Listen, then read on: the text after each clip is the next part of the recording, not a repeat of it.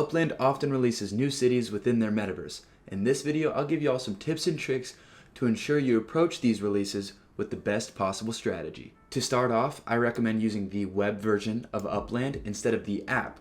Obviously, it's a race to mint the properties, so speed does matter, and overall the web version of Upland is just better and faster. Because speed matters, you're going to click the three dots button, Settings. You want to shut off all these graphics in order to improve your speed of your device so you can mint properties faster. Now, because a new city does not have any minted properties, sends will not be dropping anywhere until the properties are minted, right?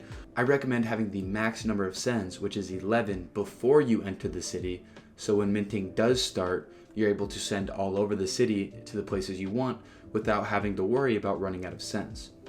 The way you check for sends is you click on a property, click send, and you can see how many sends you have left.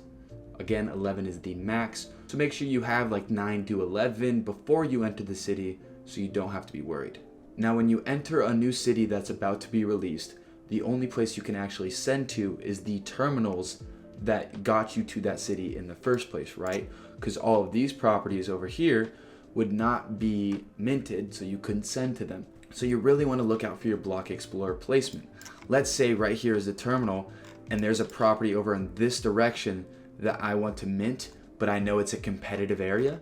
Well, if I send here to this train terminal about an hour before release, and I can watch the direction my Block Explorer is traveling, I know that wherever my Block Explorer is hovering above, I'm able to mint because I will be the first one there, and it's unlikely that anybody else will be there because they're not able to send there yet, right? So make sure you're looking at your Block Explorer placement and the trail, because the trail does matter.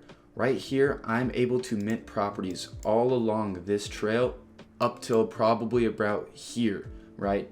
So if I'm traveling, I know that wherever I've explored, if the city launches now, I'm able to mint all of these properties.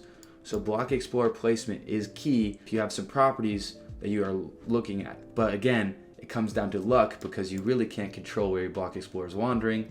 It's pretty random.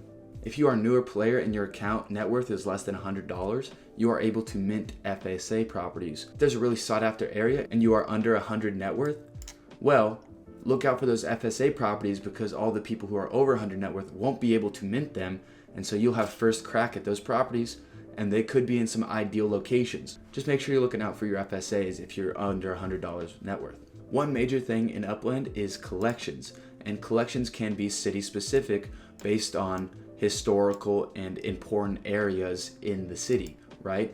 So when a city is announced, make sure you do your research on that city so you can try to predict where the collections will be, right? Because those properties will be the ones that are more valuable than the ones that aren't in collections. So for instance, in Manhattan, you have collections right in Harlem neighborhood, in Upper East Side neighborhood, but you also have in the rarer sides, you have own 2 properties on Wall Street, own 3 properties home to leading media companies, right? So there's all a bunch of different types of collections, and it's all city specific. They can be areas, streets, or just specific locations themselves. But make sure you're doing your research because you want the properties that are going to end up in collections. Collections for a city aren't announced until multiple weeks after the full release of the city. So it's kind of a guessing game, but if you do your research, it should be somewhat predictable about what towns and what areas will be collections. It is common for Upland to do a stress test before the full release of a city. So for instance, if Los Angeles was being released, they may start with Pico Union 5 minutes before the full release just to test and make sure the servers are running smoothly. Now, if my Block Explorer is wandering somewhere in downtown or LA or like Hollywood, right? And I send over to Pico Union to pick up some stress test properties, well, then I just missed out my chance to mint up some key assets in Hollywood, right? So you want to make sure when they announce the stress test that it doesn't interfere with your strategy, or if your Block Explorer is in a prime location, maybe you wait and don't participate in the stress test. So you really make sure when they do announce where the stress test is going to be to make sure that it's worth it for you to participate in it. I hope you guys find these tips insightful to help you build your strategy for new city releases, because honestly, that's the best part of Upland is when they release a new city and you can go in and get all the properties you want. If If you enjoyed the video, please hit that like button and subscribe. It really does mean a lot. And I'll see you in the next video.